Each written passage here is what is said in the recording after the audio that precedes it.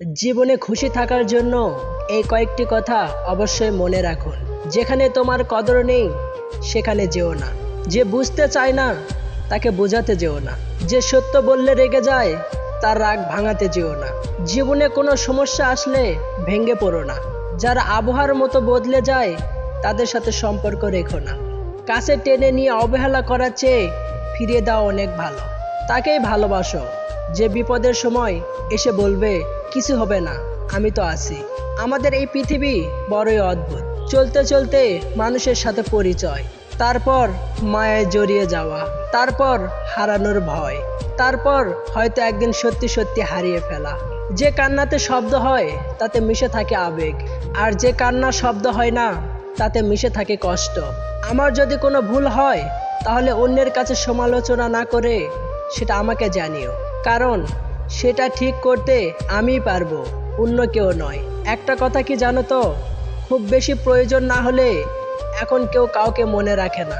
মন খারাপের দিনগুলো একা একা পার করতে হয়, না কেউ সাথে থাকে আর না কেউ খোঁজ রাখে। জীবনে একা থাকা অনেক ভালো, কারণ একাকিত্ব কখনো বিশ্বাসঘাতকতা করে না। জীবনের প্রতিটা পা খুব সাবধানে ফেলো, কারণ বহু মানুষ অপেক্ষা করে আছে শুধু তোমার একটা ভুলের জন্য। তোমার ভালো দিকটা সবাই পছন্দ করবে, কিন্তু খারাপ দিকটা জেনেও যে পাশে থাকবে তাকে মন প্রাণ উজাড় করে ভালোবাসো। সঠিক মানুষ কখনো ছেড়ে যায় না, তারা সব সময় একটা কারণ খোঁজে থেকে যাওয়ার। বিশ্বাস জিনিসটা অনেক দামি, যে কাউকে করা যায় না, আর যদি একবার ভেঙে যায় তাহলে দ্বিতীয়বার আর গড়া যায় না। তুমুল ঝগড়ার পরে যে তোমাকে ছাড়া থাকতে পারে না তার কাছে তুমি অনেক প্রিয়।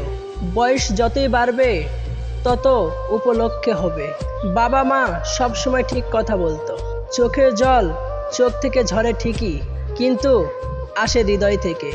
যোগাযোগ ছাড়া কোনো সম্পর্ক হয় না, সম্মান ছাড়া কোনো ভালোবাসা হয় না, আর বিশ্বাস ছাড়া কোনো কিছু দীর্ঘস্থায়ী হয় না। জন্ম হওয়াটা ভাগ্যের ব্যাপার, মৃত্যু হওয়াটা সময়ের ব্যাপার, কিন্তু মৃত্যুর পরেও মানুষের মনে বেঁচে থাকা কর্মের ব্যাপার। দায়িত্ব জিনিসটা বড়ই অদ্ভুত। যে পালন করে সে সব সময় দোষী হয়, আর যে এড়িয়ে চলে সে সব সময় ভালো থাকে। কারো জন্য দুঃখের স্ট্যাটাস দিয়ে কি লাভ? যে তোমার মনের কথা বুঝলো না সে 2-4 লাইনের স্ট্যাটাস দেখে কিছু বুঝবে না। আমাদের সমস্ত অবদানের প্রথম ঠিকানা হলো মা। কোনো মানুষকে বিশ্বাস করা আমার কর্তব্য, আর সেই বিশ্বাসটা রক্ষা করা সে মানুষটার দায়িত্ব। দড়ির উপর হেঁটে স্থির থাকার নামই হলো সার্কাস, আর অশান্তির উপর বেঁচে থাকার নামই হলো জীবন। যখন ছোট ছিলাম তখন ভূতকে ভয় পেতাম, বড় হয়ে বুঝলাম ভূতের চেয়ে মানুষ বেশি ভয়ঙ্কর। দেখতে ভালো হলেই ভালো মানুষ হয় না, ভালো মানুষ হওয়ার জন্য ভালো একটা মনের প্রয়োজন। কিছু মানুষ তোমার মূল্য দেবে না, তাই বলে তুমি নিজেকে মূল্যহীন মনে করো না।